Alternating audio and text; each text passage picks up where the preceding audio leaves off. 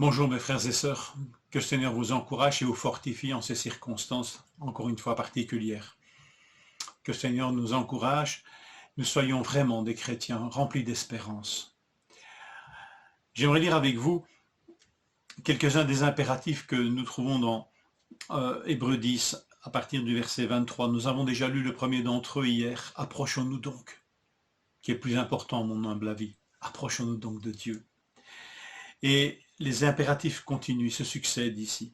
4 autres. Retenons fermement l'espérance que nous proclamons, car celui qui a fait la promesse est fidèle. Veillons les uns sur les autres pour nous inciter à... pour nous inciter à l'amour et à de belles œuvres. Verset 25. N'abandonnons pas notre assemblée comme certains en ont l'habitude, mais encourageons-nous mutuellement. J'aimerais mettre peut-être l'emphase sur l'une d'entre elles. C'est celle qui nous dit au verset 24 de veiller les uns sur les autres pour nous inciter à l'amour et aux belles œuvres. En fait, le terme ici, le verbe inciter, rendu comme ça dans la seconde 21, qui est ma Bible de base, si je puis dire, est rendu par la vieille seconde 1910 par le verbe exciter. Alors c'est étonnant. Veillons les uns sur les autres pour nous exciter à l'amour et aux belles œuvres. En fait, sans doute que le traducteur a voulu rendre ce verbe le plus littéral possible, parce que en fait, inciter est beaucoup trop faible. En effet, le verbe dans l'original a donné en français le mot paroxysme. Et il semble que ce verbe, littéralement, signifie se disputer. Le moins qu'on puisse dire, c'est quand on se dispute, on le fait rarement mollement. On le fait souvent avec passion, avec intensité, en étant très concentré sur ce qu'on fait dans la dispute. Alors, poussé par le Saint-Esprit, l'auteur joue-t-il avec les mots? Invente-t-il même? Ce qu'on appelle un néologisme? Peut-être, en tous les cas. C'est pour nous rappeler combien ces exhortations, et notamment celle de veiller les uns sur les autres, souligner, veiller les uns sur les autres. Il n'est pas question que l'un surveille les autres ou que moi je devienne le surveillant certifié conforme qui passe son temps à surveiller les autres. C'est pas du tout ça. Ce verbe nous renvoie à cette notion de mutualité. Nous veillons les uns sur les autres. Mais veiller comme un berger veille sur son troupeau. C'est pas une veillance malveillante. Ce n'est pas un gardien de prison qui surveille ses prisonniers.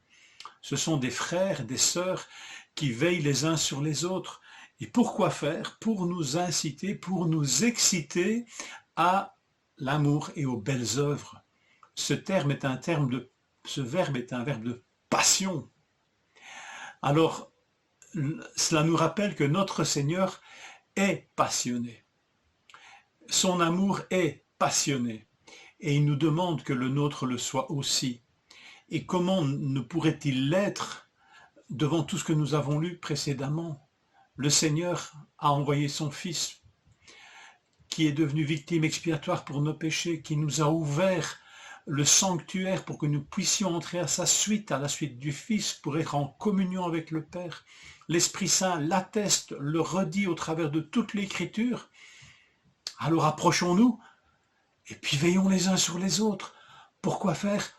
Pour nous inciter, nous exciter à l'amour et aux belles œuvres, que nous le fassions d'une manière passionnée. Voilà en fait la mesure de Dieu, la passion, que nous puissions être touchés par cela.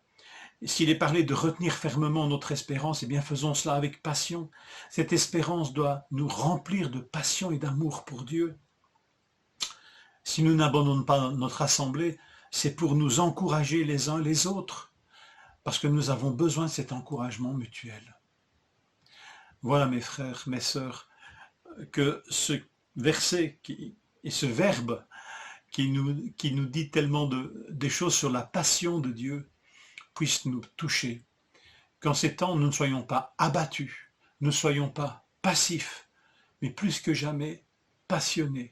Passionné par Dieu, passionné par son œuvre, passionné par la communion avec lui, passionné par nos frères, par nos sœurs, passionné par son œuvre au travers de l'Église, passionné.